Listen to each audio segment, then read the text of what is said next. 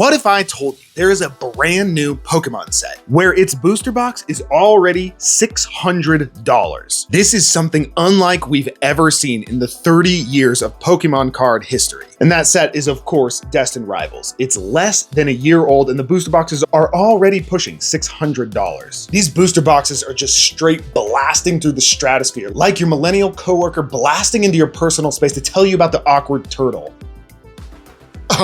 Awkward. So like I said, guys, what is happening with Destined Rivals is completely unprecedented. We've never seen this in the history of Pokemon cards. No Pokemon set, no booster box has ever climbed this high, this quickly. Not Evolving Skies, not Team Up, nothing ever in the 30-year history. So that begs the question, why is it happening to Destined Rivals? If you can remember all the way back 6 months ago, where I know most Pokemon investors can't remember further back than 2 months ago, you will remember that people initially hated Destined Rivals. Initially, when the set was first announced, everybody was disappointed. The artwork on the Mewtwo is kind of an awkward angle. And I can see that a little bit, but I had no doubt in my mind Team Rocket was going to be one of the top sets from the Scarlet and Violet era. So if people didn't initially love it, then why is it skyrocketing now? Is it just that good of a set people are finally realizing? Should you be picking up a Destined Rivals booster box case for $3,500? Well, follow me down the trail of hidden clues that I've investigated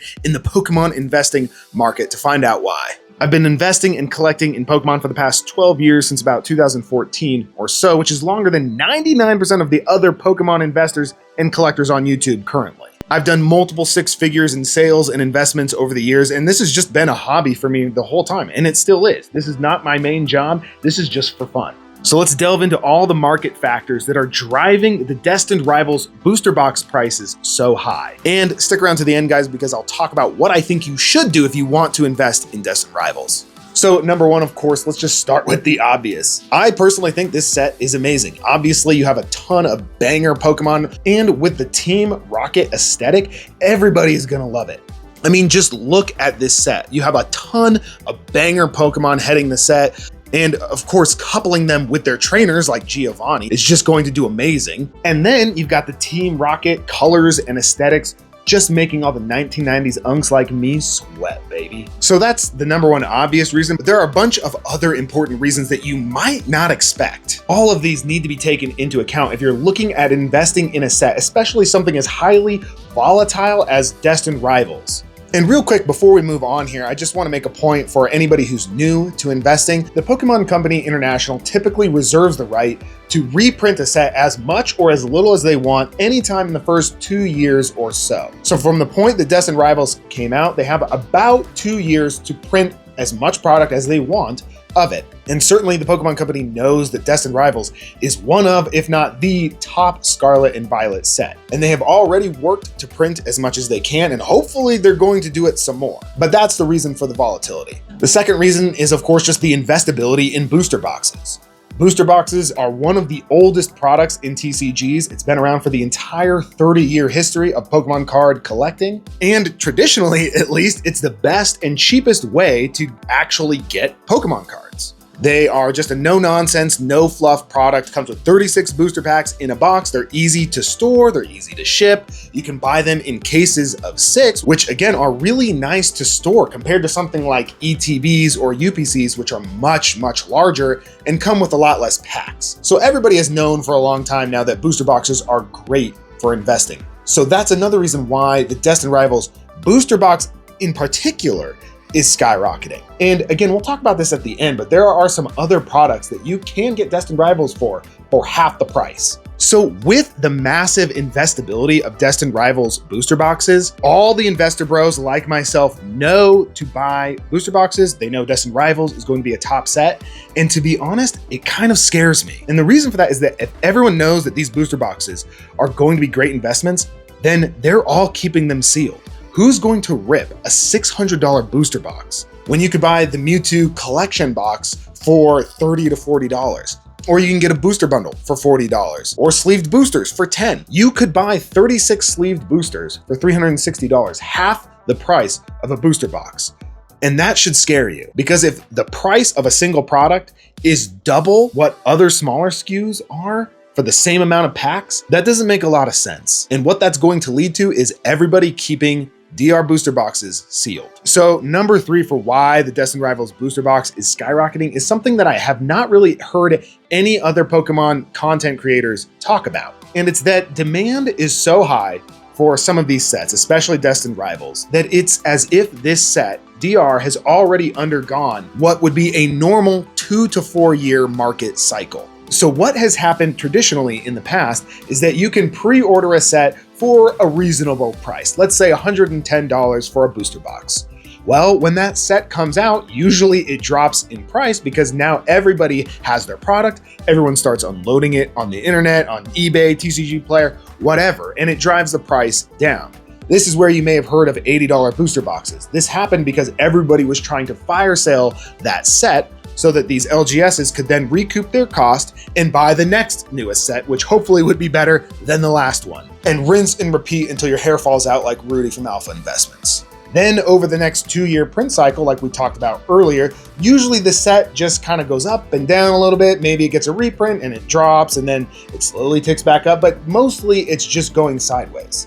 And that sometimes can continue up to 4 years after the set initially came out. It's only after this product is well out of print, there's no more coming to market, and people finally start to realize that and also maybe feel a little nostalgia for that set, that the set starts to become investable. But what we're seeing with something like DR is that all of that has been condensed down into less than a year.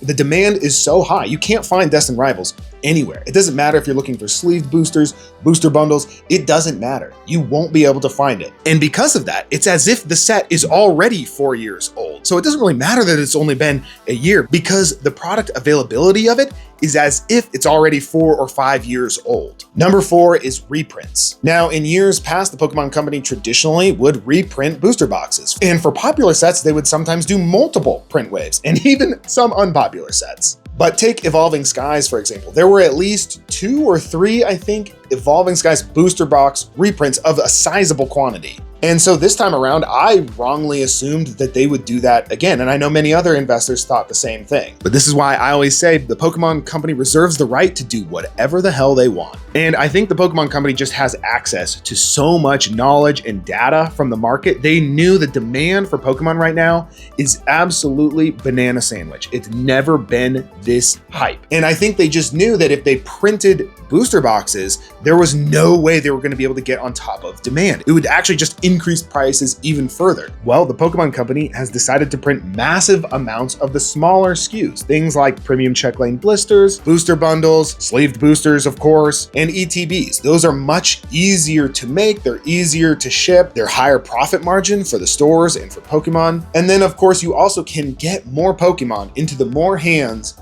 of more people a lot easier that way. If you can only print, let's say, 500 booster boxes versus 100,000 other smaller SKUs, well, of course you're gonna print 100,000 because then you could at least get them into the hands of 100,000 people. So it's already been about a year since the Pokemon Company originally announced that they were printing at max capacity. It was around the time Prismatic Evolutions came out, which was the beginning of 2025. And it's done less for me than those of you who watch my channel and don't subscribe. And that's saying a lot. So they're already printing at max capacity and have been for at least the past year. So the only way they're going to really get on top of this is if demand suddenly dries up, which can happen overnight, or continue printing at max capacity and start bringing more printing facilities online, which is what they're doing. They talked about buying an over 1 million square foot printing facility. About 400,000 square feet of that was already up and running area, and the other remaining square footage still had to be built out. So that's not expected to really start affecting prices until maybe late 2027. So those are all of the main factors that I think are driving the price of Destined Rivals higher. But what should you do if you want to invest in Destined Rivals? So I've always been honest with you guys and I will continue to be so. I don't have any Destined Rivals booster boxes. Now, maybe I missed out and that was something that I knew was possible. I knew that not buying it initially, that I might miss out on this set, at least the booster boxes. But I have been picking it up as much as I possibly can. Whenever I find it in a big box store or online for a good deal or Facebook Marketplace. And there may come a time where I just bite the bullet and say, you know what, $600 is okay with me, I'll get a case. I don't know when that time comes. I don't know if I'm actually going to do that, but I'm just saying it could happen. So what I think you should do, if you're unsure about the booster box like I am, I think it's high risk, there's high volatility. As I said before, the Pokemon Company reserves the right to do whatever they want. So they could just decide to come out with 700 quadrillion Destined Rivals booster boxes overnight and just completely crash the market for that set. So with that, there are still products that you can get for relatively cheap compared to the booster box pack prices. So obviously anything that you can get at MSRP for Destined Rivals is a no-brainer pickup. But even on the secondary market, you can still pick up some Destined Rivals products for under half the pack price of a booster box. So booster boxes are currently going for between $500 to $600 depending on shipping, taxes, and when you pick it up. And that equates to about $15.25 a booster pack. Whereas you can buy a Destined Rivals booster bundle, which is 6 booster packs, another great small, no fluff product, for between $40 to $50 on the secondary market. That comes out to only about $8.33 a pack. So it's literally about half the price. So if you believe in Destined Rivals as a set and you just believe in the investability of this set, then the booster bundles can be a great pickup. So that's what I think you guys should do for investing in Destined Rivals. It's kind of scary with the booster boxes where they are.